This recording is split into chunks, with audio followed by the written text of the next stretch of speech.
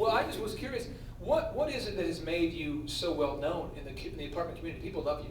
Well, I will tell you, and she just goes on talking about herself because her favorite subject was herself. Just like me. When we get a picture, big group picture, who do we see? Ourselves. We got this huge group picture, like, where am I? And you're like, well, here am I. I don't care where you're at. Look at me.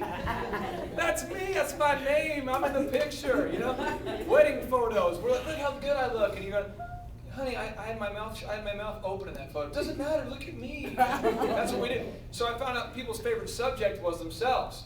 Now I know that, and now when I do sales training, I teach people, people's favorite subject is themselves. So if you're going to sell a product, ask them a ton of questions and let them talk about themselves.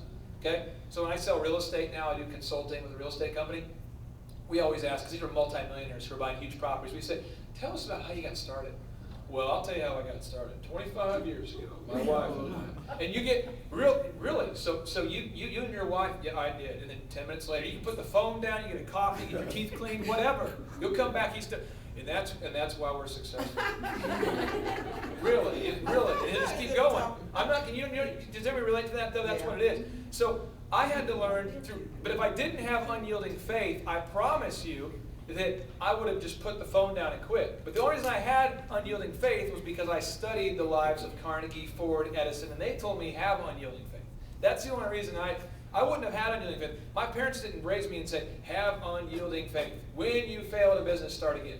So I'm just going to give you some examples here. I think I have some examples of prolific failure so you don't feel so bad about yourself if you've had some initial failures. Here we go. I started a landscaping business. Okay, I live in a largely Caucasian community. How many Caucasian dudes have you seen mowing lawns lately? Maybe one? Maybe, okay. 1/16 of a Caucasian we've seen mowing a lawn. So I live in a Caucasian community. Hard to find Caucasians to mow lawns, which is my workforce that's available.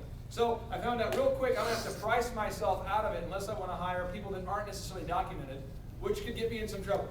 So $20,000 of lawn landscaping equipment later, bombed.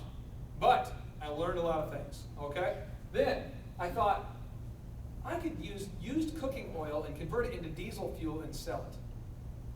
So do you guys know how they make, do you guys know what methanol is used for, like meth labs and things like that? What's the primary component used to convert cooking grease into fuel? So I'm having methanol delivered to my house. I don't know if you can see how this is a problem. Tons of methanol delivered to my house. And then I've got a wife, and I have some kids, and I'm having, all sorts of chemicals delivered to my house on pallets that are explosive. So then, the neighborhood, the guy, he's kind of he does all the zoning. He just kind of alerts me that, hey, I realize that you're maybe into this I realize you're not doing a meth lab, but you can't have pallets of methanol delivered to a home. Oh. So I had this thing called the Fuel Meister. That's a picture of it. Huge apparatus to make fuel. Totally bad deal. Okay? But through that I learned do not make fuel in your house. Okay? Next thing. Started a web design company. We did